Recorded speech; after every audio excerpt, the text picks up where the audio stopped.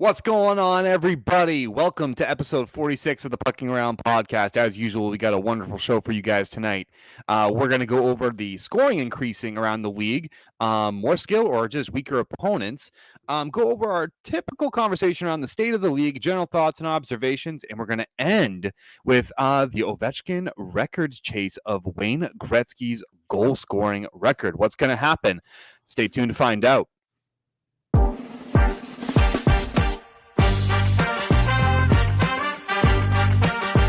Whatever you do, don't expose yourself. All right, do you have the yips? Like, I don't know. Like, this has gone off the rails. I'll give you a round of fisticuffs. I'm a man of the people. I follow the rules. yeah.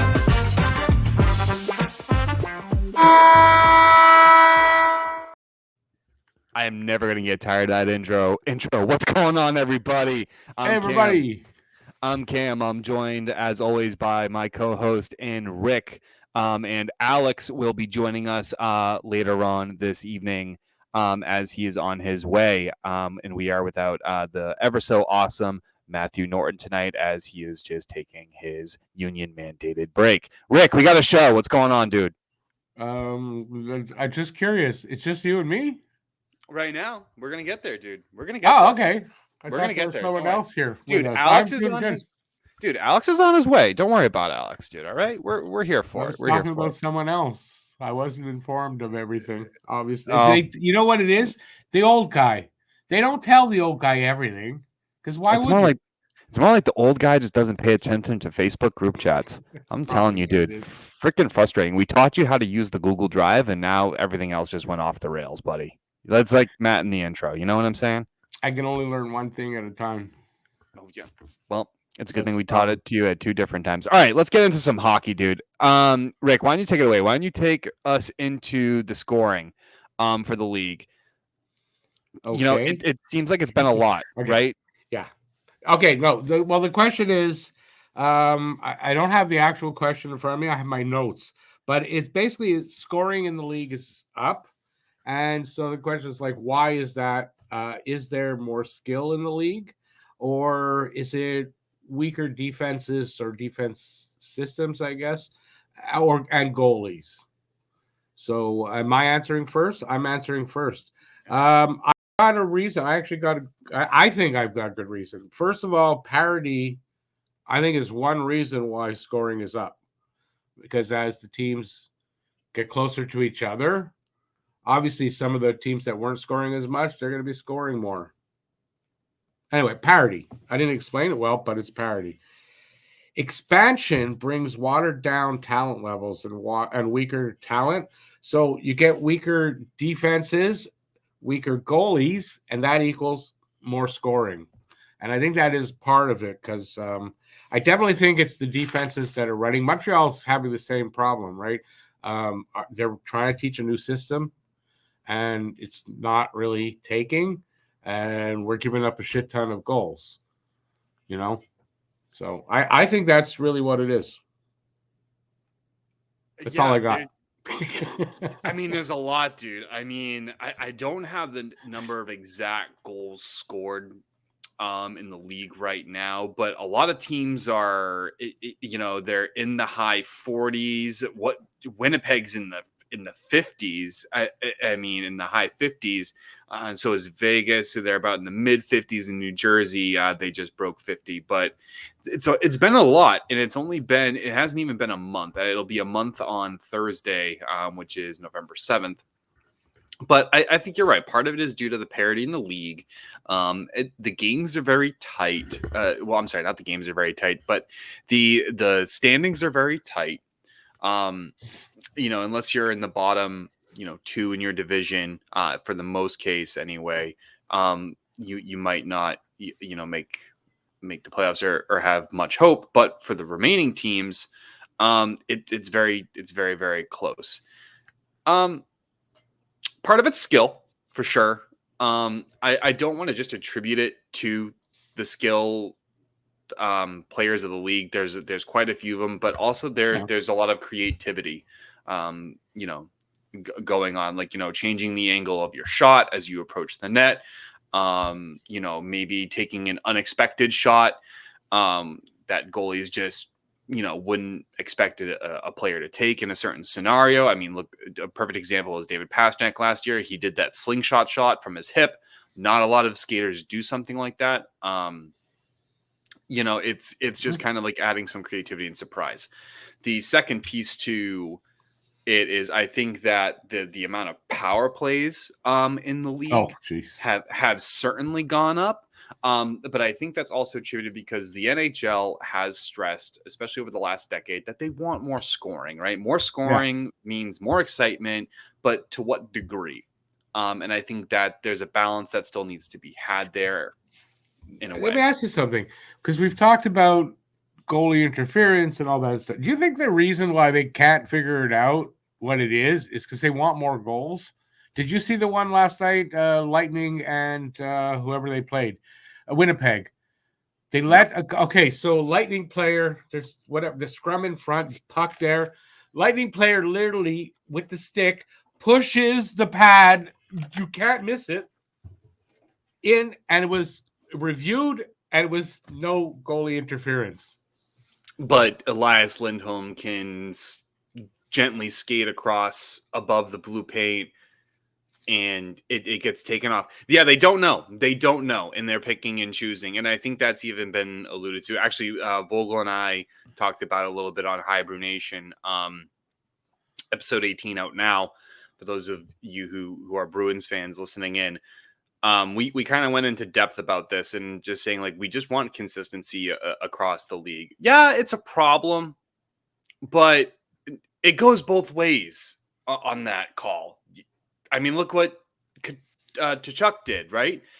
Nudged and absolutely harassed Varlamov. Crazy, yeah. Goal counted, but you have like these ticky-tack little things that don't count. And I'm not saying it's the goaltender interference calls or it's just the refs. It's just all in all, the power plays are helping contribute to the goal scoring because they're wearing players down. And you know what I mean? Think about it. I know what you're saying. Yeah. If you're getting 3 penalties a period, you're likely not going to be playing that period to your full nearly to your full strength. No, because your PK units and your power play units are out there when there's so many power plays. Now, it's not in every game. I mean, it's not that the refs are calling tons and tons of and I think we sidetracked here a little bit because I think we're all upset about the refs calls this season. But to get back to why is scoring up, I really do think that, with expansion, and they want to go 2 more teams, but with expansion, it does water down the talent level in the league. It just, even though now it's a worldwide pool for talent, but it waters it down somewhat, and I really think that has a lot to do with it. I also think that maybe it's possible goaltending just not as good as it was. I don't want to say goaltending isn't as good as it was because there's still a bunch of young talent like Jake Ottinger, Jeremy Swayman. There's great Connor goalies. Hellebuck. Yeah, there's a ton of them. I was looking at the goals against averages I think it gave the top 71 goalies. Half of them, like from 51 to 71, they're like, no, maybe it's even a little less than that or more than that, are over 3 goals. And the worst one was 9.82. Billy Husso was crazy. But the point being, there's a lot of goalies with really high goals against averages that I haven't seen numbers like that since like the 1980s. The modern day goalie, even the backup, has pretty good numbers. I'll put it this way. Winnipeg has 59 goals for. 31 of them come from 5-on-5 play. That means about half of your goals are coming from the power play. Yeah, when you have a good power play, that's understandable though, right? Yeah, Vegas, 54 goals of the season, 40 goals 5-on-5. New Jersey, a little bit different. 50 goals for, 35 on 5. you start to see some trends where about half the goals being scored per team are somewhat close, to attributed to power plays. And if teams are more commonly scoring on the power play and having a better power play around, like, let's just say 25%, that's a lot of your goals, right? That's 1/4. Yeah, but do you know have you done the research to show that year after year that's not the norm for No, I haven't, but I still think the power play has contributed to that significantly, because if you look at how many penalties have been called, in terms of, like, the double minors and the minors, right? I think it helps. I think it's talent. I think it's, um, an abundance in power plays and the amount of power plays per game, because you got to think of it that way too. If it's one power play per team per game, those are easily to be killed off. But if each team is getting 4 or 5 penalties a game, you're probably going to see a high scoring game. Well, yeah, the more power plays you get, usually, Yeah. you'll And it's not a eventually knock on the score. refs. It's not to knock the refs. Well, It's just there's a stat. some though that are. Nope, not knocking on them. That's just a stat. I'm just saying this. It's No, a but stat. wait, I'm going to give you a stat though, since I do the game streams all the time. Most of the games I'll do a little preview, and I'll sometimes when I get them have the ref stats, right? Who the refs are, and they have stats for the refs. So last game for us, one of the refs, he had a 59% home winning ratio. So 59% of the time he refs, the home team wins. Then you can see how many power plays they give to the home team. It's crazy, but I mean, refs really could have a bit of a say in why scoring is up. You also have to go deeper in that and look at quality of matchup, and it goes a lot deeper than that stat actually shows. It's got to go a lot deeper than that. That you can go extremely granular if you really wanted to in that regard. But no, I think I think the NHL has said several times they wanted to increase goal scoring, and they did that.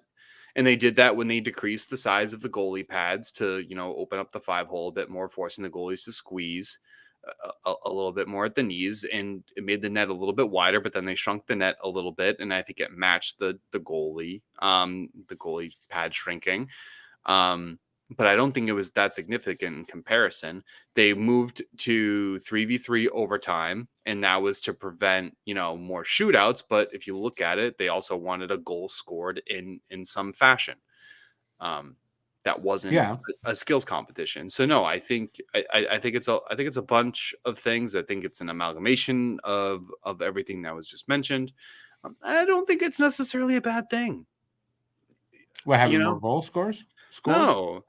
But I think, and especially with the parity of the league too. I mean, that's a wonderful thing, right? Because I think it's probably the biggest thing is the parity of the league. Yeah, if the parity of the league wasn't where it is right now, and then there's where a lot of goals scored, then you can go back and look at it and say, you know what, that means there's probably some super teams being built, and it could be attributed to bad goaltending. It could be attributed to a multiple other things that maybe are qualities of the team and other attributes of the team and whatnot. But I think it's just maybe things are firing at all cylinders. You're getting in new age coaches that stress speed and shooting and scoring ability. True, and you got to admit the forwards, a lot more talent up front than there's ever been. Yeah, Connor Bedard has one of the best shots and the fastest shots I've seen coming out of like stick handling. It's nuts. I mean, no, the shooters can surprise crazy. you.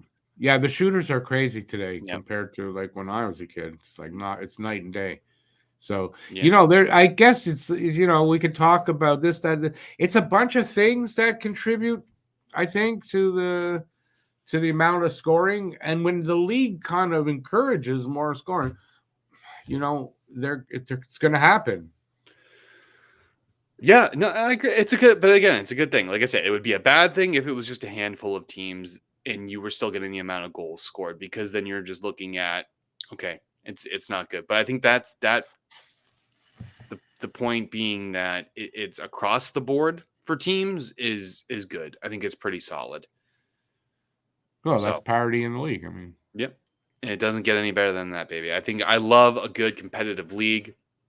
I kind of agree with you in the sense that if you were to extend, in the NHL, the league outward a little bit for 2 more games, I don't think it would dilute the talent as much as people think. I think it would actually welcome in more talent. wait, I'm not sure what you're saying there. You mean the proposed adding 2 games to the season? Oh, I thought you meant 2 teams. 2 teams. No, okay. That's I thought you said games. That's why I think you did.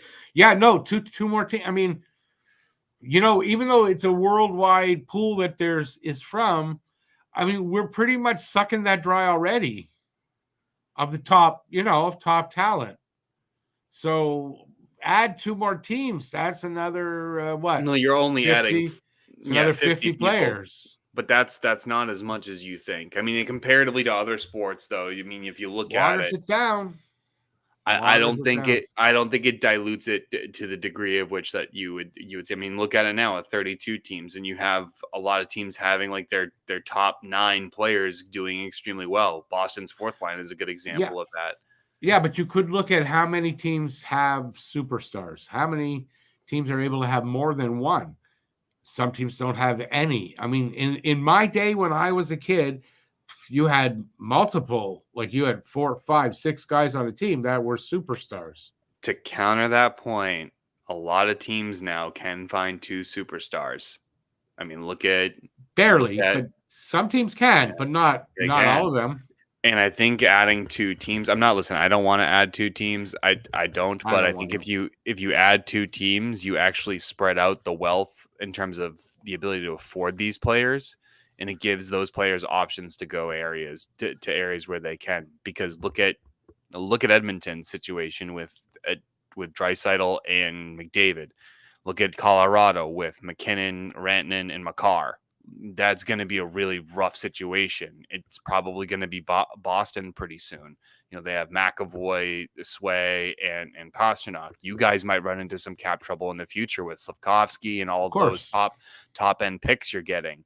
You got to think about that. That's going to matter. And so if you added maybe 2 additional teams, it opens up to like maybe those players could go somewhere else. Not great. You didn't want to see it, but. Well, yeah, yeah. Well, I mean, in the end, eventually, they do have to go somewhere else because they price themselves out.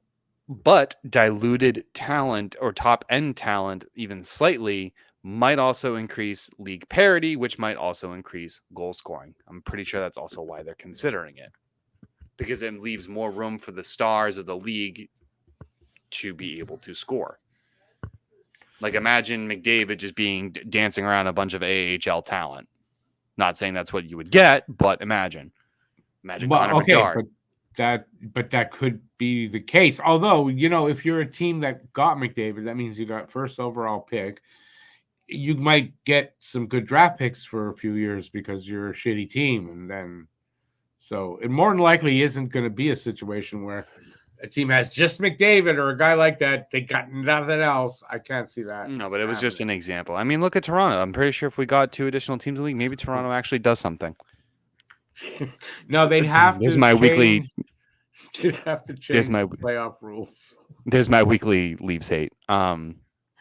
Suck at Steve Dangle. They have to change the playoff rules. So the loser actually advances. Then they have a chance. Oh, God. Yeah, it's a fair point. Very fair point. Matt left us some wonderful love notes to kind of go over, and he echoes pretty much the same thing that we've been saying, ladies and gentlemen, about it's more skill, faster processing speed on these speedy guys. The hands are absolutely the hands are absolutely lightning fast on a lot of these NHLers. I mean, it's even difficult if you're watching on TV to track the puck now, the way it zips around. And so he alludes to that new generational players coming in the league and just the parity of the league in general being good. So those are his thoughts. Let's break this up a little bit and kind of go into the current state of the league and kind of, give our thoughts. And, this is kind of like that reoccurring segment that we have discussing about, how everyone's doing, where everyone's at. And I'm gonna start and say Minnesota's up there for me. For what? As a pretender, a team that won't stay up there? They're 8-1-2. Yeah, I have them, by the And way, there too. yeah, I think they're good ish to start the season. Well, wait a second. What are we saying here? As a team that is a good team right now, but is really a pretender, right? Yes and no. I mean, Gustafson is a decent goaltender, and they still have the Flower. They got some good top end talent. It's just, yeah, maybe it is just his final season. They're doing the best that they can. I think I'm just more surprised Minnesota is playing well because of the cap situation. They're still paying $14 million to Parise, and I'm sorry, in total, $7 million each to Parise and Ryan Sutter. So that's why I'm just so shocked. You think it has anything, maybe, hang on a sec, to do with the fact that it's Fleury's last season? They're playing a little bit above their heads because, they're trying extra hard because, they want them to go out with a bang? I mean, counter to Buffalo, I think they're just sick and tired of losing. Well, that's true too, right? Yeah. I mean, I think Minnesota, it's a hockey state, dude. It's a freaking hockey state. Definitely. No, listen, Minnesota is a good hockey state, without a doubt. But I'm just saying, I expected Minnesota not to be that good at the beginning of the season. So I have them as a team that is kind of a pretender and will come back down to earth. I thought that's what we were doing on this one. But they've been teetering on that line. You know what I mean? Like, I want to give Minnesota some credit. I mean, they're basically the Leafs of the West. They haven't really won a playoff series in quite some time. And, and when they do make it, they're first round exits. So, I mean, I don't want to say they're a pretender. I don't think they're a contender, but I think they're a decent enough team where I think they could make the playoffs, but I don't think they would go far. Right. I mean, I see them as a team that will not be, because they're like second in the division, I think. They're second in the division. I don't see them being there by the time the season's done. If you ask me, they're probably going to be at best in a wild card That's where I have race, I'll say. And I don't know how, but I mean, to me, that's what I see. So they fall down. So I have them as, one of the teams that will drop off. Yeah. I mean, still a surprise in that same division. Talking about the Central is Nashville. They're last in the division. They're 4-6-1. They're 4-6-1, man. Well, okay. For me, for the other way, that's the only team that I have that I think will improve and go from the bottom of the barrel and actually make a run at, for a playoff. I couldn't think of any other team. I looked at all and I couldn't find another team for that. Yeah, I mean, I don't even know how well Saros is playing. I mean, part of it's him too, but it's also the defense. But the scoring is up. There's a whole bunch of things contributing. It just seems like an abnormal season. So I don't know. I thought with the talent that we can beat this. It's like, what happened? You got good players there. It's not like there's not. Yeah, I mean, they're a little bit older. Like Stamkos is older. A lot of miles on Stamkos. I get it. A lot of miles on Marchessault too. But I mean, they're not scrubs. They're not. No, scrubs. That's the point, right? It's not like this is a B team. It shouldn't be anyway. I mean, especially when you have a team that's beaten down like Colorado that are missing significant players and they're ahead of you in the standings, albeit it's by 1 point. But you got to look at that and think about, can Nashville figure it out? Because if they can't figure it out, I bet you once Colorado gets healthier, they're going to be vying for a playoff spot. Nashville is healthy right now, to my belief. And, I expect Chicago to drop off a bit. I don't think the acquisitions they made in the offseason was enough. St. Louis is a bit of a question mark right now. In fact, I think they might be making moves and accept their fate. Utah, who knows if Sean Dursey comes back and John Marino come back and how much of an impact they make. So that might be a cutthroat division. Yeah. Yeah, it might be. I don't know, but I have Utah as a team like Minnesota. I don't know that they can. I don't know that they can maintain and they're in fourth, I think, right now. I don't know that they can maintain that. I mean, we're only 12 or so games in, but I don't know. I don't No, have but you confidence right now in them to do that. So but 12 games in is enough to start looking at teams and wondering what they need to do to get better, and if we're they have getting there. and if they have the capability to figure it out. Thanksgiving, they say, right, is a good indicator Yeah, of it's how when a team is going to teams. go. Well, it's not only that; it's also where teams look at themselves, see where they're at, what they need to do if they're going to make any moves. Mhm. Like that's traditionally the time. So yeah, And and I think it's true that if you are out of the playoffs in general, you don't make the playoffs at that point. But lately, I don't know that that's 100% true. There's been a bunch of teams that have been horrible and then come back. So 2019 St. Louis Blues, that year doesn't exist for me as a Boston Bruins fan, and then last year with the Edmonton Oilers. yep. It can happen. It can happen. And maybe Uh, with the talent levels as we're talking about, that might be a thing that happens more often. And moreover, on the Central Division, let's look at Winnipeg for a second. They are 11-1 through 12 games. What a hot start! Kyle Connor has 19 points and I believe 11 in 12 games. That's crazy. So he's performing extremely well for himself. He's 27 years old, and what a wonderful steal he's been. I might have been wrong about Winnipeg. I thought after last year's disappointing, playoff exit, I thought I they was would wrong. start to show regression. Me So, too. but 100% me too. I thought this is surprising me. It's only 12 games or whatever, but yeah, I but the would have way they're thought. playing, Yeah, I know. are Are they? They've lost a game or two now, right? You they've said 11 lost and 1. one Yeah, game. that's crazy. Yeah, they can't maintain that though, right? They can't maintain that. At some point, Winnipeg has to come back down to earth, and Yeah. I mean, they're not going to go like 75 and 7. I mean, it's not going to happen. So No, it's not. It's not. That would be insane if they did. I don't think they're that team. I really don't. I think it would be too soon for a team to kind of do what Boston did, 2 years ago, and then oh, just right. Well, but yeah, Boston did that, so maybe. I maybe. forgot about But that. Actually, Boston had that yeah, amazing season. Actually, outdid Montreal, sort of. I think it was total points, but not Yeah, record. points, but not the games won and lost thing that we had. Yes, Yeah, and I don't. I look at Winnipeg's roster, and I acknowledge that they are a phenomenal team. They're well put. I think they might actually be the most complete team. I used to think it was Dallas. Right now, I used to think it was Dallas, but I think I'm leaning towards Winnipeg. yeah, but Just they got that Mark that just Scheifele. He's an asshole, so yes, I understand you hate Mark Scheifele for his hit on Jake Evans. I understand. I would too. Yeah, That was a very bad hit. I, That shouldn't have. That I'm that like an should have warranted elephant. so much more. I don't Yep. forget about that. Nope. I absolutely agree No, with you. so That was but bad. honestly, it's a team that I didn't really care either way about, and now I don't like them. So, but yeah, I'm still surprised that they're still maintaining. I kind of don't think that they can. Like, I think they'll drop off a little bit, but I mean, with that 11-1 start, I mean, they're gonna be one of the 4 teams. There's no doubt there, right?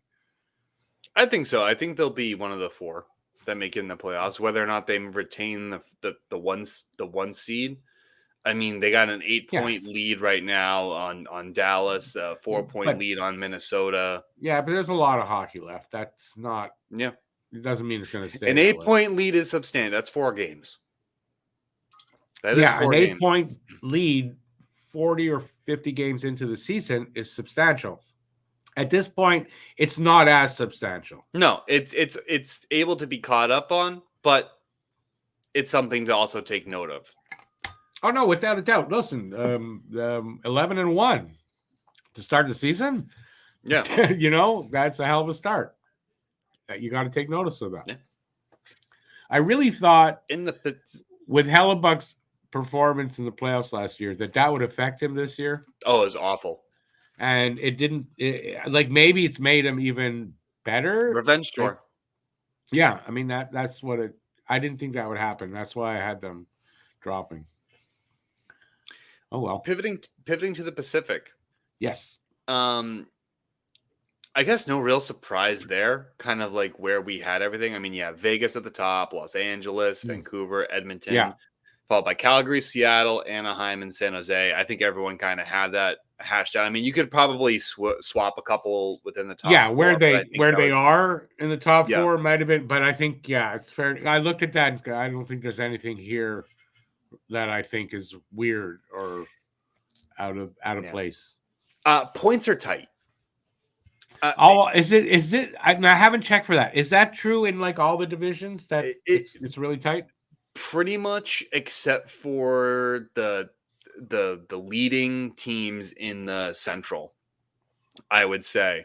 I would say between positions 3 and 8 in the Central are tight, and between 3 or it's not as tight, but there is some tightness there, but not as tight as the Pacific. I mean, it's a 9-point differential between the Sharks and Vegas. The Sharks are not going to make the playoffs, but still, that 9-point differential isn't the same as a 13-point differential, within the Central Division. That's a lot more, I think, weighted.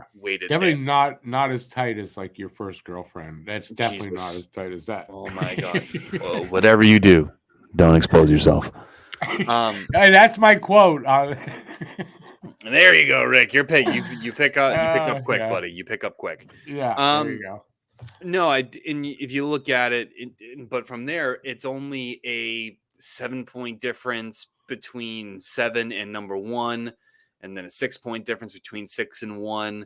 But if you're looking with the difference between the fourth wild or the fourth place in the division, it's only 5 points from last and 3 points from 7. I mean, it's pretty tight, dude. Like teams got to start playing better and come away with a lot more wins. You know what I mean? Are we still in the Pacific? I just brought it up.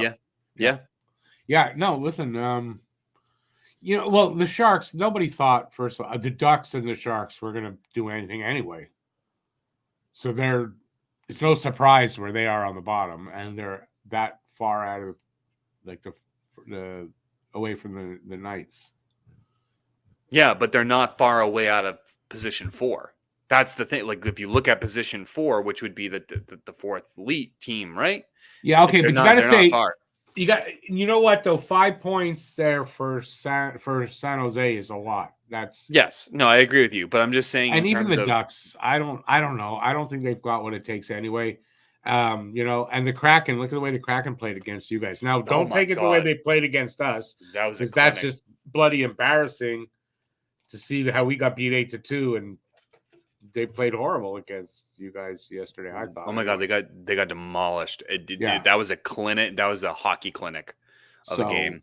So you're looking at 3 teams that unlikely. Maybe Seattle finds a way up. I don't think San Jose or Anaheim are going to do anything there. So no, they'll stay. But that doesn't. The rest of the team tight there, man. That's tight. Yeah. I'm not going on the basis of, can they do it? It's the fact that it is that close. That's what I'm going on. Like, but we're 12 games in. Another 12 games, and they're going to be farther. It's going to be much more separation there. Likely. And I don't know what Anaheim's doing putting Radko Gudas as their captain. I told you, Anaheim's not doing anything, man. Yeah, I understand they needed a strong voice in the locker room because I guess there's a lot of rumors coming out of that out of the Honda. The locker room's a problem. Yeah. It is a huge, huge problem. Like people aren't even showing up to the rink. And the thing is, though, from what I understand, it's not the players that are the problem. It's the management causing the apathy by the players. Well, maybe that's true. I don't know. There's a lot to unpack there, which stinks because that Anaheim logo is I think it's the best logo in the NHL. For me, the second one is the Kraken. I actually like the Kraken logo a lot. I think it's creative the way they did the S. The best logo that was in the Atlantic, but that's beside. But for the Ducks, the Bruins. Oh, okay. For the Ducks, you weren't expecting that one. I was quick, Rick. No, I was expecting that one. But for the Ducks, a lot of talent there. I even like their goalie there, Dostal, the backup. I don't know if you know if he's still back. So I like it. He's got good numbers. But man, that team that is like it's a good young team. There's a lot of talent there. They should be doing more. So something's holding them back. I read a story from a player who had just been moved, so wasn't there anymore, and that was what he was saying was, you don't even want to go to work. You don't want to go. It's so bad there in the locker room. Ladies and gentlemen, please welcome in Alex Fournette. I've arrived a little late, but it's better to be late than never, right? I didn't get that kind of an intro. I'm kind of Well, it's Well, I because mean, it's because you showed up on time. yeah. That's what happened. So you mean I just have to show up late and I get that kind of intro? No, but hey, guys, Rick's here.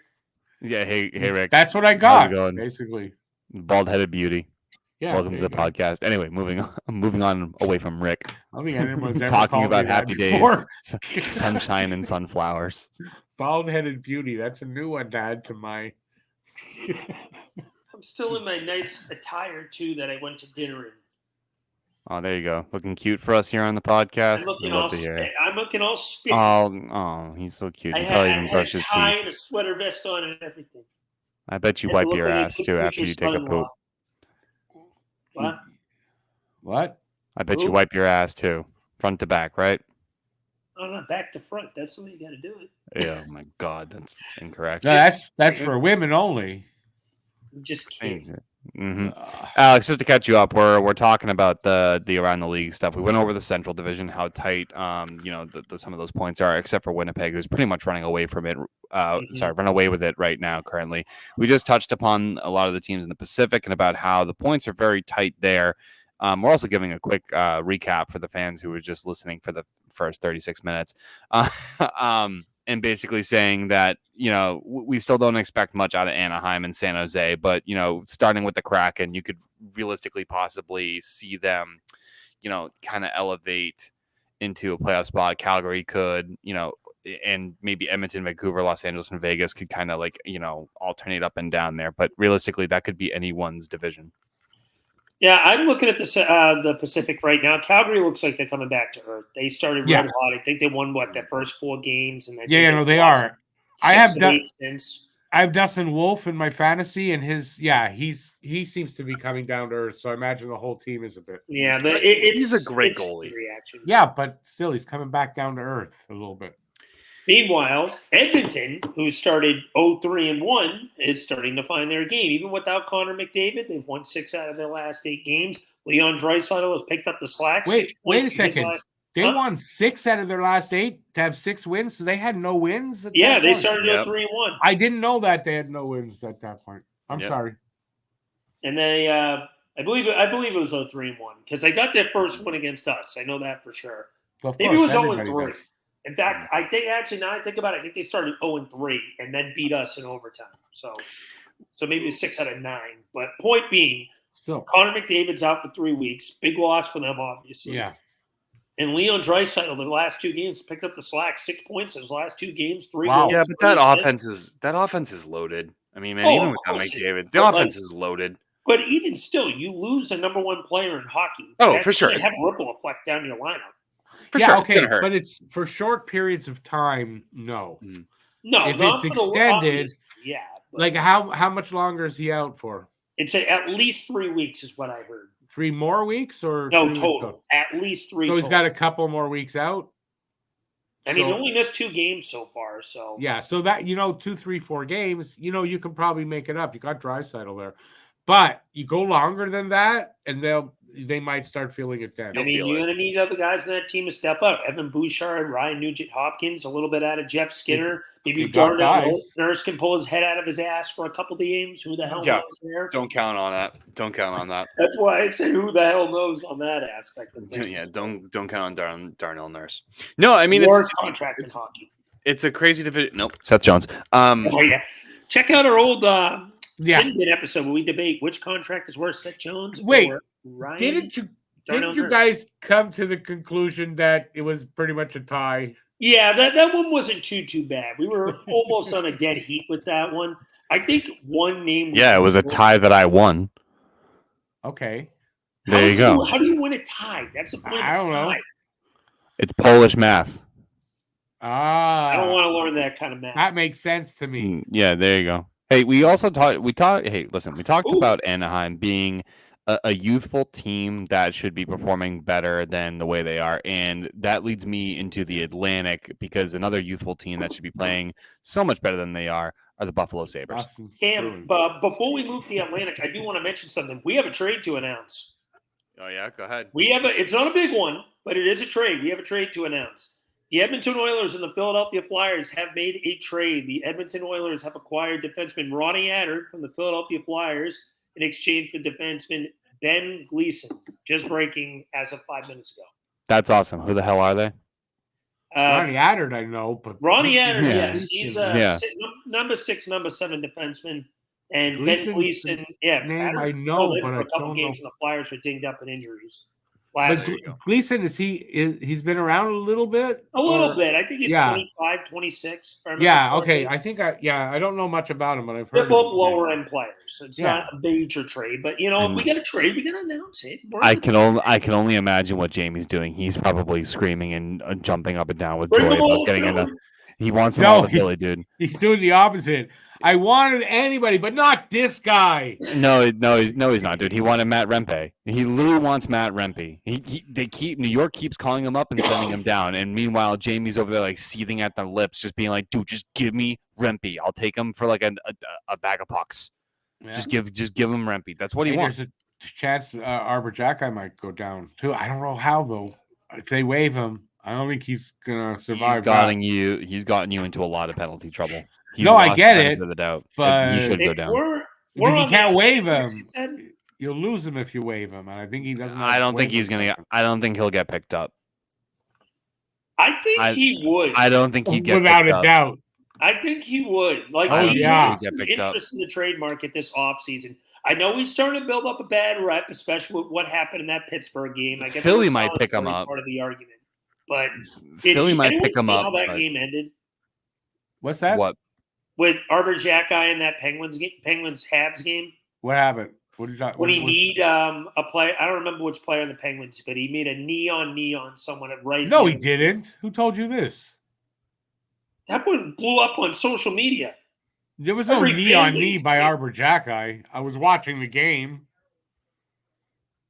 I think you need to take He was rolling doobies too while I was watching the game. I think you need to take the Habs glasses off. There was no. Yeah, you are very defensive of Arbor Jack, and I'm just I don't know, man. Knee on knee that I saw.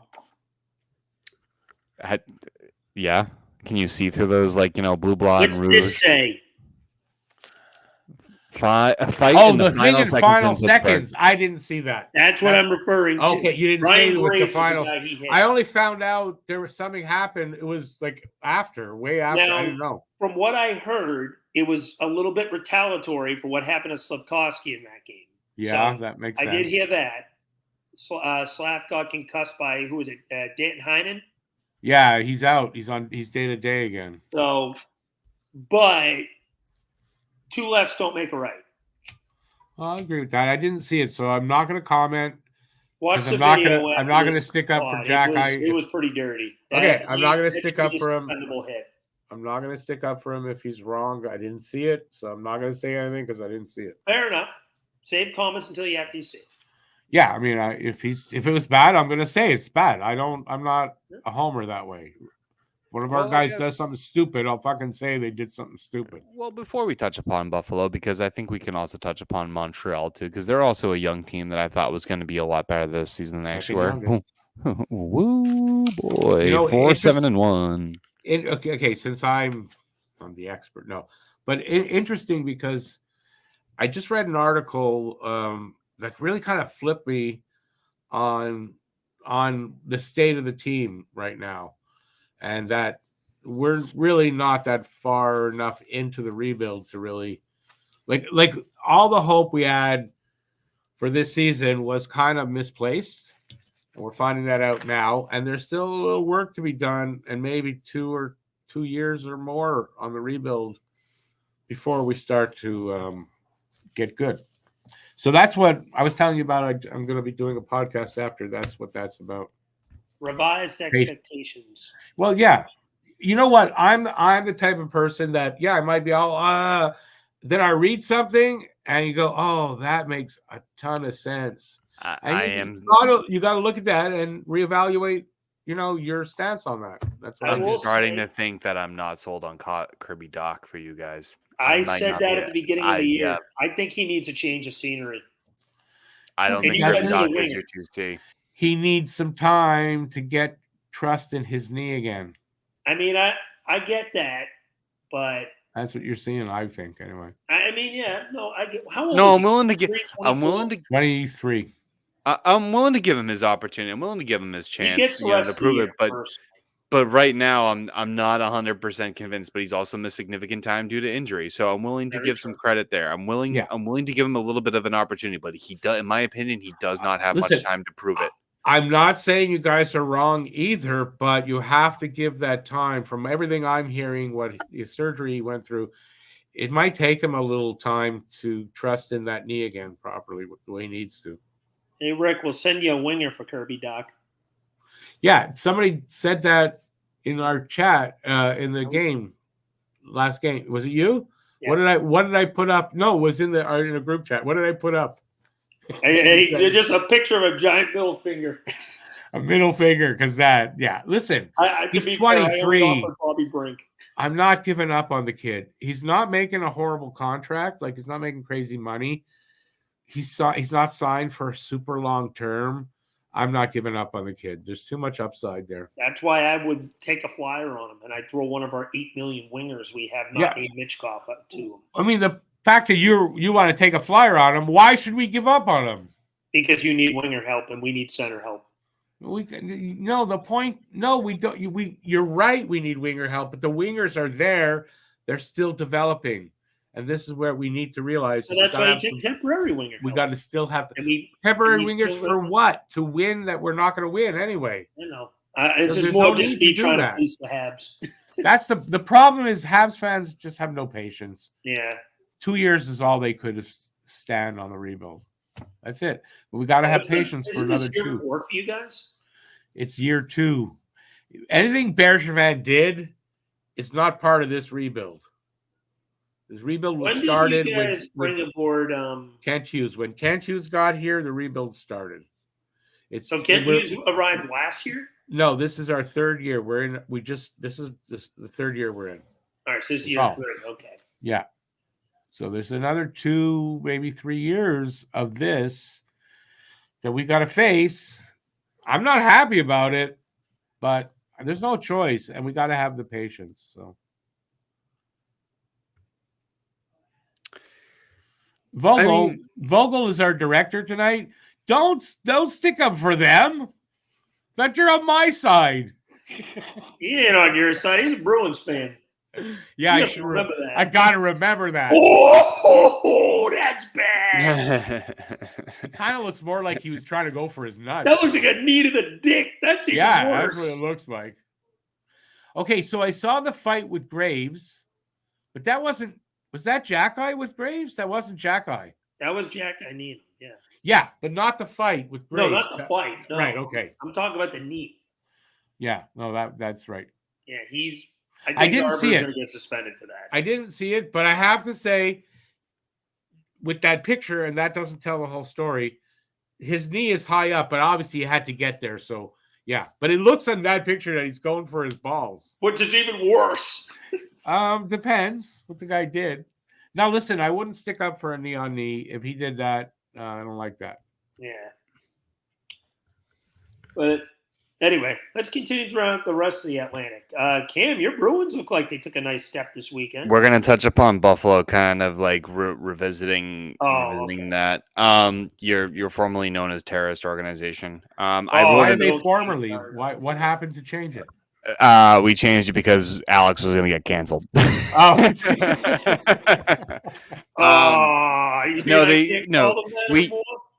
need to talk about this team. Their defense is loaded. If you think about it on paper, they have good goalies in Ukko-Pekka Luukkonen and Devin Levi. Thank you. Because you knew I was absolutely going to butcher that We shit. saved you on the Absolutely. botch. And their forward core, young, but the talent aspect is certainly there. I wrote an article, I think it was yesterday, or the day before, for our website, don'tpuckwithmedia.com, that kind of went over what the potential woes were for this team. And it actually spans over two owners, not just Terrence Pegula, but the predecessor as well. They haven't won a playoff series in 17 years. They haven't seen the playoffs in 13 years. Right now, they hold the record for both those droughts in the NHL. It's rough. Yeah. Ever or just like active? Active. Oh, okay. The active drought is 17 years. And the 13 year is without being in the playoffs. So it's That's very crazy similar. right there. Very similar to Toronto, at least. Before Toronto won their playoff series, I think it was like 19 years for them. I think it was, yeah. But at least they were making playoffs. They were making appearances. They were just choke artists. Yeah. So yeah. I wonder what the difference is here with Buffalo. And a lot of it is, did you know that they've been through, I believe it was 8 coaching changes for a total of 7 different coaches in the last 13 years. Yeah, that's got to be a big part of it. But why so many changes? Is it the management that can contribute to it? 100%. How long have it's the just something Pagulas to look owned it? at. They owned it in 2011, which was, I believe, the 13 year. years. So it's like all the years they haven't made it, they've been owned by Yes. the Pagulas. Yep. 100%, So the 4 years, like that they whatever, that's nothing. Teams don't make it 4 years. That's not that bad. Mhm. It is the Pagulas. I mean, they're part of the problem, if you think I'd about say it. they're the major part of the problem. They've also gone through 4 different general managers in 13 years. Yeah, but again, that's because that's a stability. The owners stick their nose too much into Exactly. it. Yep. And I think that's the thing. Terrence Pegula has been, compared to Jerry Jones of the Dallas Cowboys. Isn't He's Kim overly Pegula? involved. Do you see why I called him what I called him? Terrence is the official owner. Okay. Yeah. Terrence is the official owner. Okay, but no, I I believe don't know. Kim probably has the oversight. I believe Nordy think said that's it what it best. When they have hockey people running that team, they'll be much better. Right. Look what the Bills did For in sure. Buffalo with their football team. They started getting football people to run the team. While they haven't won a Super Bowl, they're a consistently good team every year for the last half decade plus. There's multiple issues, and it goes from the top down. Like, their ownership is atrocious. I hated the Lindy Ruff hiring. I said that from day one. Yeah, I do do. not think he's a good fit. I think the guy's a fossil. That's it. You got to have a modern day coach. I think that's part of Why what. are you bringing this guy in when he failed miserably to bring the best out of a New Jersey team that on paper is an immense amount of young talent, and they just took a free fall. Now, a big part of Jersey struggles with goaltending, but we'll save that for the Metropolitan. But speaking of goaltending, let's talk about the Sabres goaltending. Devin Levi has a 3.91 goals against average, and Pekka Lokinen has a 3.16 goals against average. Both you guys got plus 3 goals against average. That's an issue. Your goalies are not goaling right now. And even if you go by save percentage, it's not really much better. UPL, I believe, is at 8.93, while Devin Levi is at 8.78 for the season. Now, it's like Montreal's 2 goalies. Their goaltending is abysmal right now. And they're supposed to have 2 good goalies. They're not doing the job. I mean, probably the 2 worst tandems right now are the 2 bottom teams, Montreal and Buffalo. Oh, I don't know. We're up there, too. No, I'm saying in the Atlantic, right? Oh, in the Atlantic. Yes, I thought you meant the entire league. No. Oh, for no, sure. no. You guys probably you guys have it a little worse, probably, but not that much. Montreal's, I mean, we're struggling, but Buffalo, I know last year Levi was disappointing as well. So it's another year that he's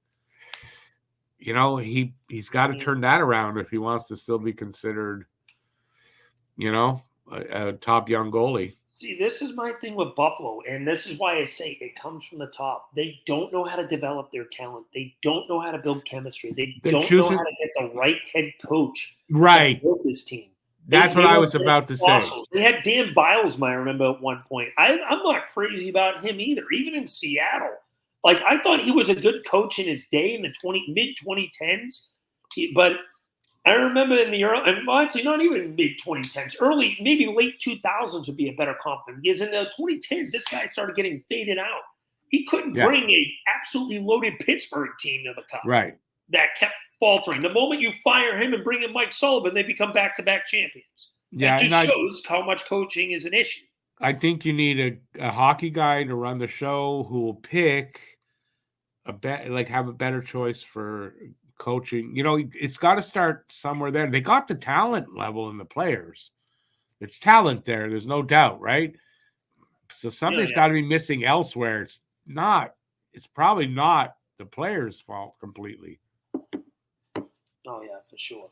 So you got to start in that. You got to start from the top management, and that works down. That's where it starts for sure. If we're on the KC Atlantic right now, how about the Red Wings? I look at them right now, and this is supposed to be the year they took that next step, and they're still faltering right now. They're still playing mediocre. I mean, mind you, we're only 11 games in, but they're not having the start I expected.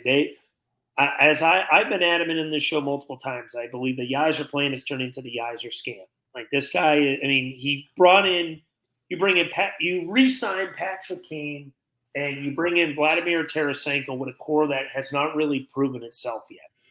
You haven't taken that step into the playoffs where the core of your team has made that step to really say, okay, maybe we just need a veteran piece here, here, and here, and we can make the next step with our young core. They haven't done that yet. They already kind of skipped that step, bringing in these older guys. They let it go Shane Gostisbehere, who has done nothing but excel in Carolina. What a shock. Yeah. And then that's a big loss on their decor for sure. I don't know what they're ranked with power play right now, but I wouldn't be shocked if they've taken a fall off there. Actually, they're tied for 7th. They're better than I thought they'd be. But losing Gostisbehere is a loss. Like that definitely puts a hole in your blue line, especially offensively too.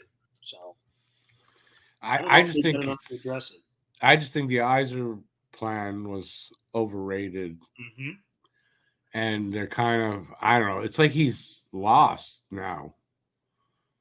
Right? He's the same guy he had in Tampa. He seemed like he had a direction when he got there, and something happened along the way. You'd want to talk about playoff droughts. Detroit's gone 8 straight years without it.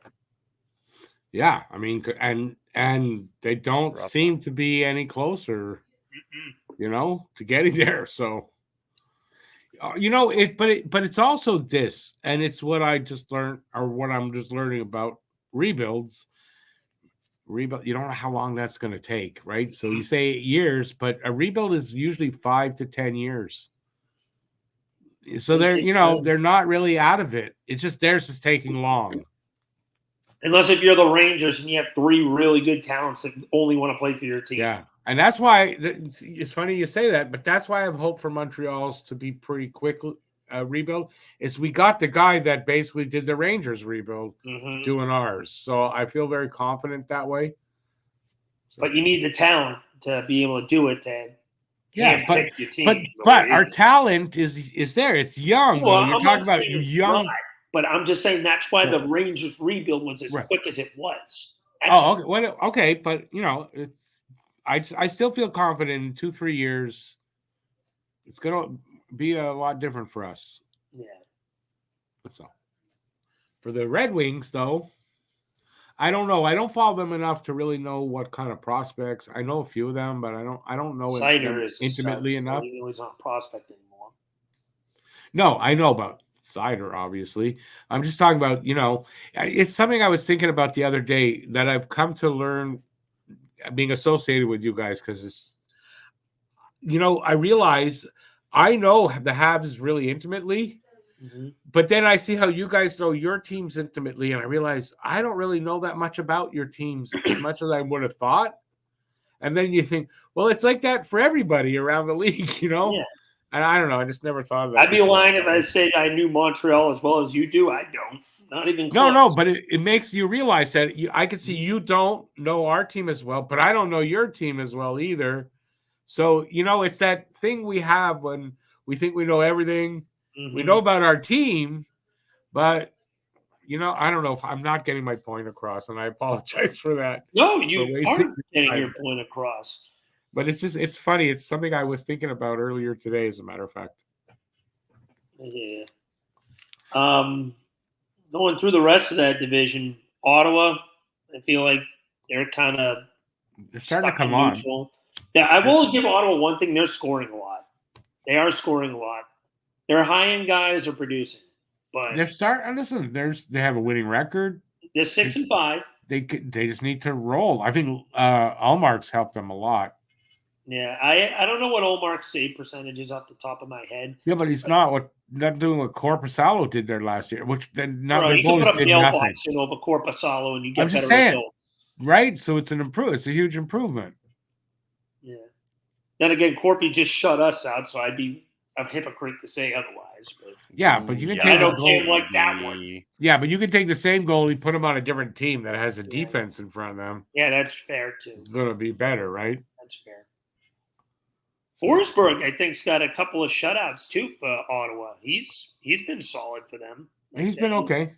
Yeah, I guess he didn't do anything last year, so I think he's got 2 shutouts if I remember correctly off the top of my head. Really? Yeah, I believe 2 so. shutouts. Anton Forsberg, he's actually been decent. Because Olmark, if you remember correctly, missed like the first week plus. He had I don't know if it was a lower body injury I think he was dealing with. And then when he came back, so Forsberg had to hold it down a little bit. He's been pretty respectable. Let me take a look at his numbers real quick. That is still the Ottawa Senators. So yeah, I know. Yeah, his numbers are actually pretty solid right now. He's played 6 games. He's won 3 of them. 2 of them were shutouts, as I said. 2.65 goals against average, 0.910 save percentage. In a league where goaltending has been a struggle, that's pretty damn good right now. Who's that? I didn't hear who that is. Anton Forsberg. Oh, that's yeah. No.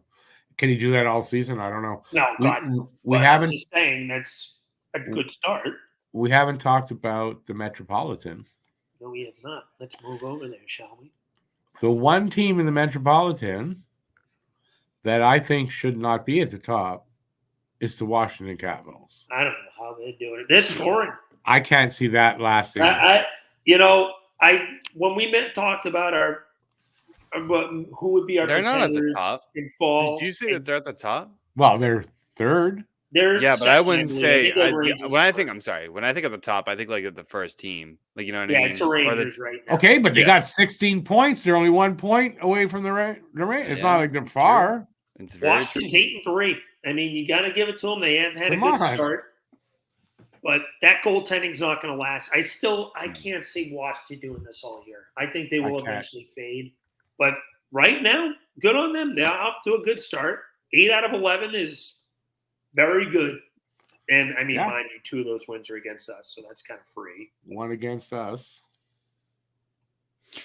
But, yeah. I don't want to discredit them as much because they're playing good hockey, and it's the same thing with a few of the other teams. You got to give credit where credit's due. You know what I mean? And if they can maintain it, good on them. I mean, they made the playoffs last year, barely, but that's because Philadelphia, fell out of it.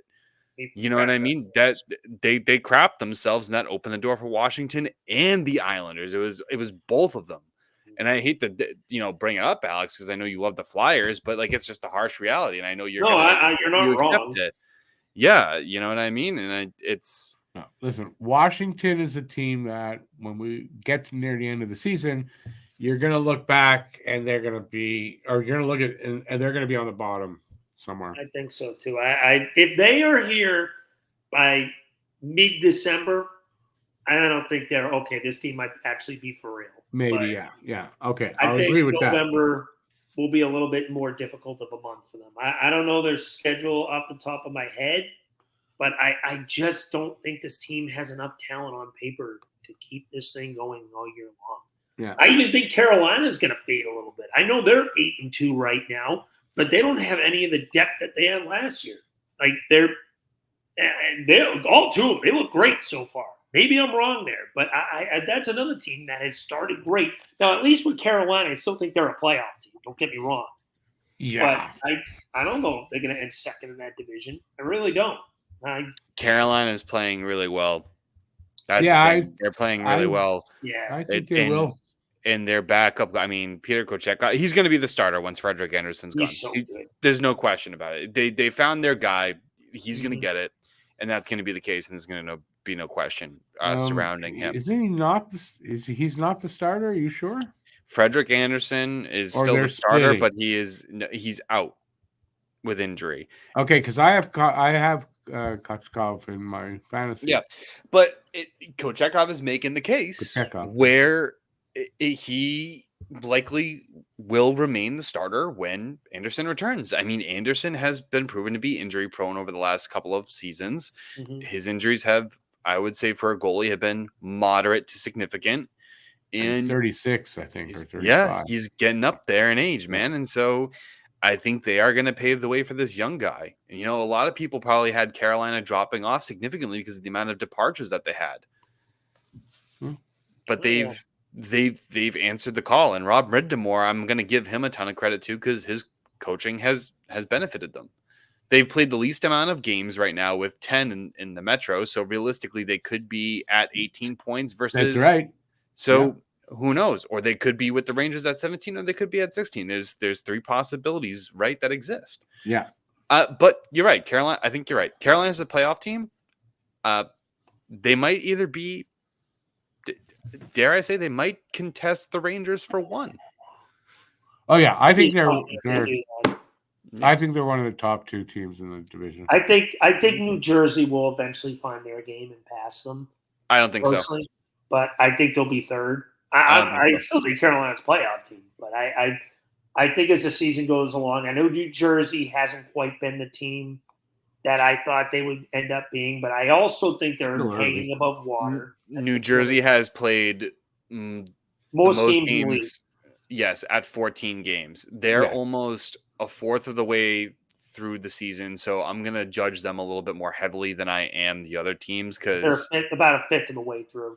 Yes, 14. Four games.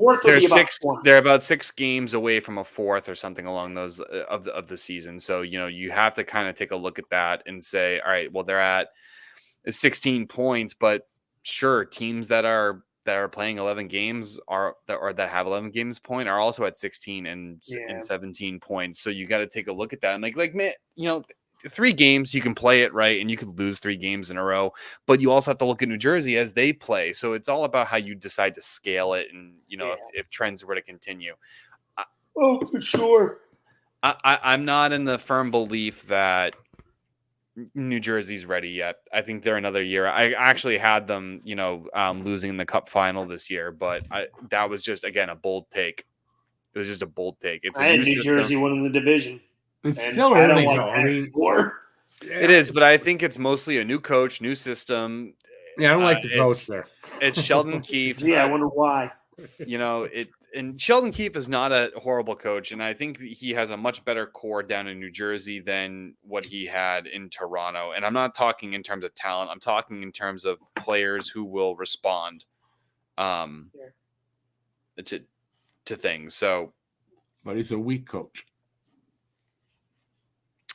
Sure, however you want to describe it as, but I don't think he's that bad of a coach. So that's not what I meant by weak. His players can push him around a little bit. Yeah, but I think they have a stronger core down in New Jersey. So I don't know. I think that's what's going to lead to it.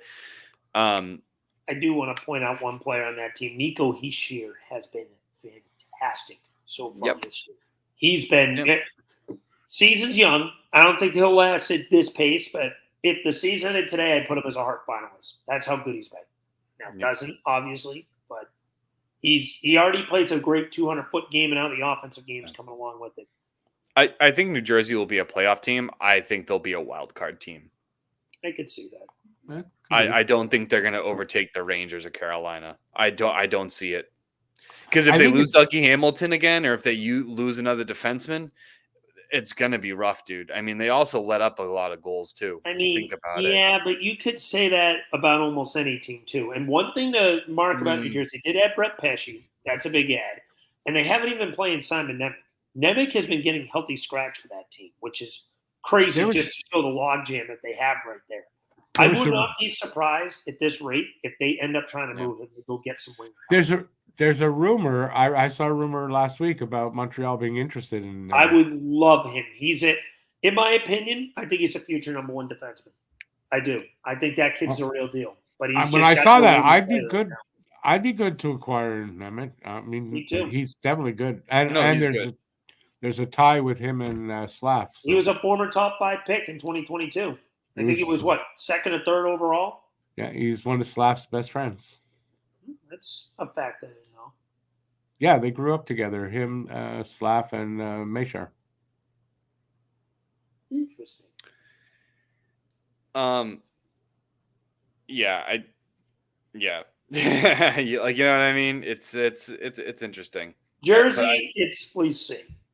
Yeah, but I disagree with you, Alex. I mean, Dougie Hamilton is a huge defensive piece that's holding them together. I think if he goes down, you saw it last year. He went down, whole team collapsed. They folded. No. I agree. If he goes down, that team crumbles from the inside. But I'm just stating you can say that about almost any team with that number one D-man. Like, for example, if Adam Fox goes down in New York, that's going to have a ripple effect on that team. Yeah, any team. And your number one D goes down. Like almost any team you could point out. If John Carlson goes down in Washington, they're already they lose not only their best defenseman, but a vocal leader on that team. So it's a big. I feel like you could say that again about almost any team. I'd say that about Chris Letang, but he's old and washed, like the Penguins. Hey man, I mean the Penguins have 13 games played. They're at 11 points. The points are tight in that division too. That team's old. That team's power play is still in the Do not discredit. They're not out of it, bro.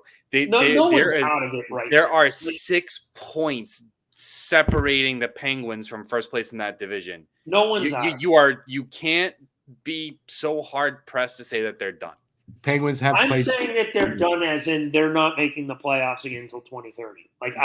You're right. I don't see this team have enough. Their defense is anemic, and their power play is still anemic. They've given up the most goals in the league, I think. They've given up 50 goals. Yeah, Pittsburgh's the most. They've given up the most goals in the league. Yeah, that tells you.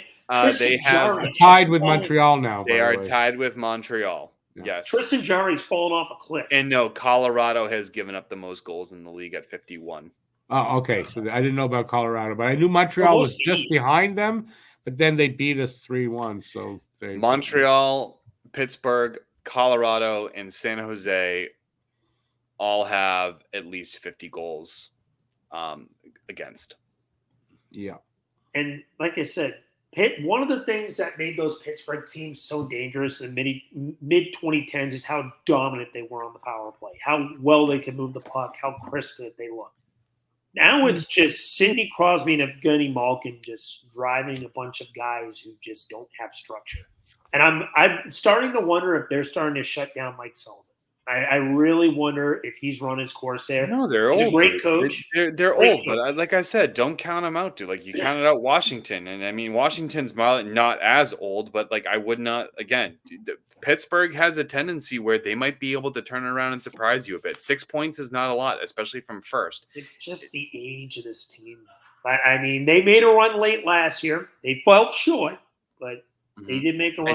And you fell out, so like anything can happen. Like you know what I mean? No, and I'm pretty sure by Christmas time the New York Islanders will have about 17 overtime losses, and then they're going to be in a playoff spot because that's what the Islanders do right now. Yeah, they only have 2, but don't worry, they'll rack that up. They'll rack them up. You know, there really isn't much to be said. Columbus is interesting because they're in a spot where again they're almost 6 points out. The points are tight, guys. The points are tight in most of the divisions, and Can it's Columbus because it's still early. maintain? We're No. only 4 points out of a playoff spot right now. That's how tight it is, and we've been terrible. Did you say you're only 4 spots out of a playoff spot? 4 points out of a playoff spot. You're No, you are 7 not. points. Yeah, 7 we are. points. Boston is the second wild card at 13. We're at 9 points. Oh, I see. I see what he's going off of. Yeah, I'm sorry. I'm I going off. see what he did there. I'm going off of the assumption that it's going to be the top 4 teams in each division. Right. Oh, Me too. I'm just reading off the standings right now.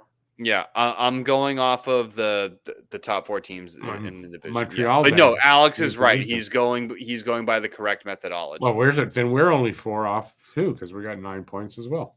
Yep. But that's in terms of playoff spot, not seed. Well, I guess it's seeding too in a way, but that's wild card. I'm talking about your divisional seeding. Yeah, no, and we haven't got a chance in hell for the playoffs this year. Yeah. I don't think we do either.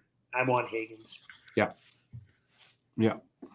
All right, let's. Speaking of Washington, as a segue, Washington goes as far as Ovie takes them. The thing there is Ovie's playing fucking good. Yes, he is. Right? So he's on a pace. He's actually on a pace for 50-plus goals this year. Did you know that? He's got 7 goals in 11 games. You prorate that, and it's 51 or 52 goals. So we are going to ask the question here, because I'm just trying to get us going. Does Ovie pass Gretzky this season? Cam, I'll let you lead. No, he's not gonna. I was high on him breaking Gretzky's record. I don't think he's gonna do it this year. He's on pace. He's at 7 goals in 11 games. I don't know what that is in terms of goals per game average, but it would. It's like a 51 or 52 goal pace. Yeah, something about that. So he needed to score 42 this season. Right now he only needs 30. That's not what I'm talking about. To break.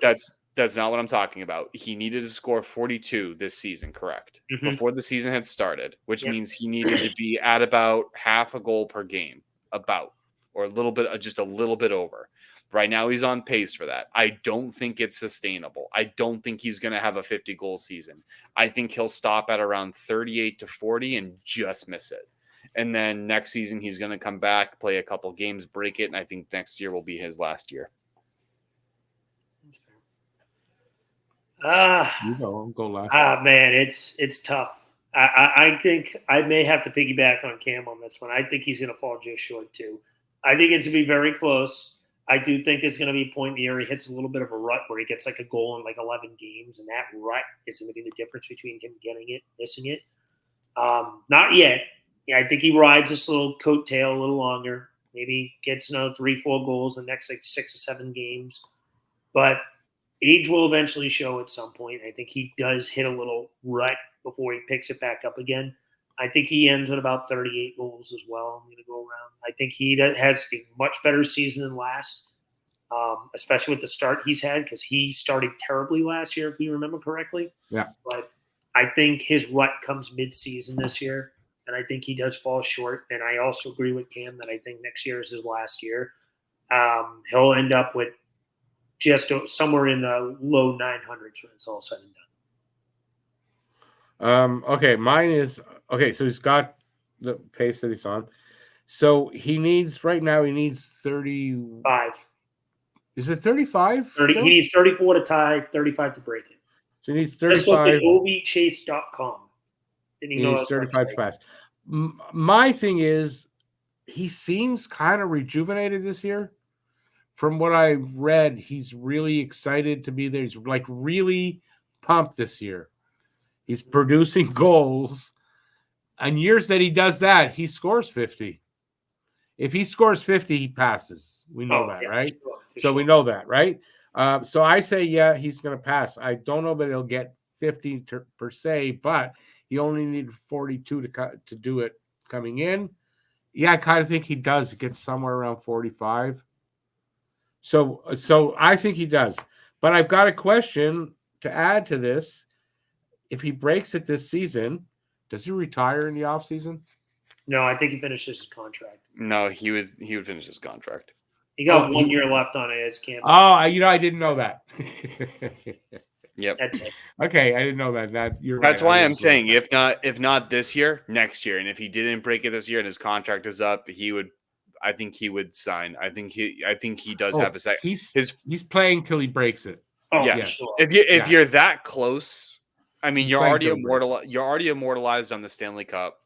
So you're already close enough. I feel like you would come back, do it, probably have an injury, in finger quotations, maybe. He's not that kind of player. He wouldn't do that. No. But people would it. speculate. No, I think he is going to break it. I just don't think it's going to be this year. I hope it's this year. I like it to be sooner rather than later because it's an eventuality at this point. But I think he might just fall just shy. Did you know he's already broken the record for the most goals on the road in NHL history? No, I didn't know that. This website's actually pretty cool. He's scored 34 more goals on the road than Wayne Gretzky has. And I will say this: Austin Matthews right now is on pace to beat him. Yeah, I don't like you anymore, Cam. You don't have to like. Listen, you don't have to like me. You don't have to like my opinions. There are certain people out there that also don't like my opinions or think I'm right at all when I can be, but I also admit when I'm wrong. And this just so happens to be, one of those situations where he's just on pace. And if I'm wrong, I'm wrong. But I'm just saying it's looking like that way. If you can look at trends, just like, just like if I'm wrong and Ovechkin breaks it this year, good. I'm hoping for it, but I just don't think so. Mm-hmm. I don't care. Because that's still don't like you anymore, but I don't like Austin Matthews. If you don't have to like Austin comes close to breaking, I think Rick's going to hire someone to try and take his knee out. By the time he gets there, I'll be dead by that. Yeah, I was going to say Rick might be dead. Yeah. So, but don't worry, Rick. I'll visit your tomb. I'm gonna come back and Rick, I'll visit your tomb. Zombie Rick is gonna come and stop Austin Matthews. No, I'm gonna visit Rick's tomb, and what I'm gonna do is I'm gonna buy an Austin Matthews jersey and just carefully place it over his grave and just say, "We love him as we knew him." Can we? No, I will come back to life. Players? I will come back to life and rip that Leafs jersey off of my grave. If Rick ever passes out and he needs a defibrillator, all I'm going to do is no, don't get the zappers, dude. Just get an Austin Matthews jersey. Lay it on him. Put it under his nose. You can smell it like smelling salts. It's even better when it's signed. It's even better when it's signed. Oh man, instant. Give me a match right away. Gotta burn that sucker. Oh Lord! But that will be a conversation in probably the next decade when that it will likely or when there's a possibility that could occur. What's Austin Matthews at right now? It doesn't matter. Less than Cole Caulfield. It doesn't matter. For the year, maybe. For the year, yeah. Oh, you're talking about career? I don't know. Yes. 3-something. Yeah, but he's on. The thing is, he's on pace, and it was because of his 373. Yep. Wow. And I don't think he's played through half of his career yet. So, I mean, if you think about it, he's only 27. So if you think he plays 12 more years I could see at his pace. Yeah. Goal scorers don't go out like in a whimper usually. Mm-hmm. Yeah, but he's a pussy, so. Maybe with an injury. And he's at 0.64 goals per game. So I refuse to believe it. I refuse to believe it. Rick's rooting for the Meteor. Mm-hmm. So I refuse to believe it. But you got to figure 12 more years. That's all I'm saying. Well, he'll have if at that points. Is it points per game you said or goals per game? Goals per game. Okay, so at that goals per game, he's got to play a bit over 1,000 games. He'll play probably 1,400. Realistically. If he plays 12 more years, he needs to average mid to high 40 goals a year. Mm-hmm. Yep. It's very doable. Yeah, no, I don't want it to be, but obviously, that's obvious. I wouldn't deny what's in front of my face. I won't like it. Yeah. I won't. I won't vote for him for the Hall of Fame. That's for sure. God Almighty! Well, good. I'm glad they're not considering you for the Hall of Fame ballot voter because Austin Matthews is going to make it. I think we all. Not He's going to over make my it. dead body. Okay, He's going to make it, Rick. But that we took away from. We're not going to take it. We're not going to take away from Alex Ovechkin, who is going to break Gretzky's record. It doesn't matter if he scores 30 goals this year and just misses it by 12. He's good for 20 goals or 20. He's good for at least 27 goals or something like that. He's only scored 20 more years. He's playing until he breaks. He's only scored, I think, less than 30 goals 3 times in his career. He's gonna break it.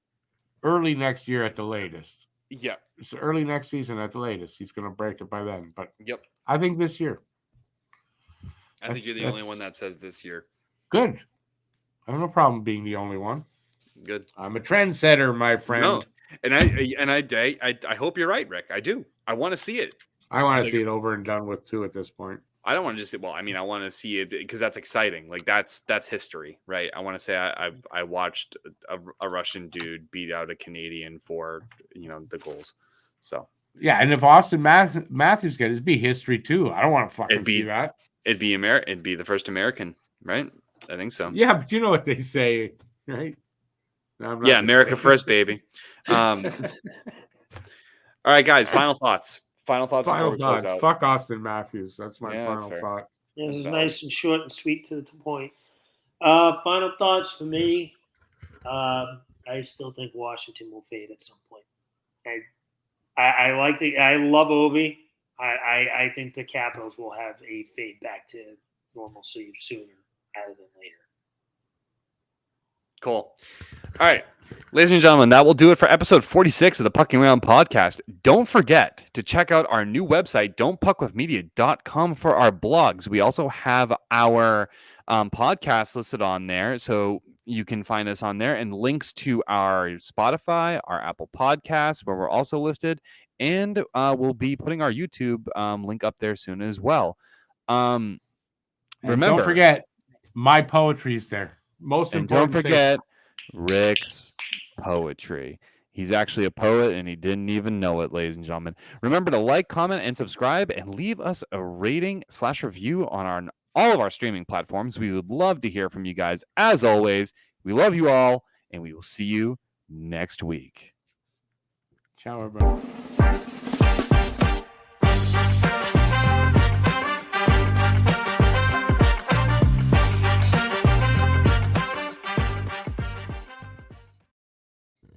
Fuck Mark I love Wahlberg, that dude. song.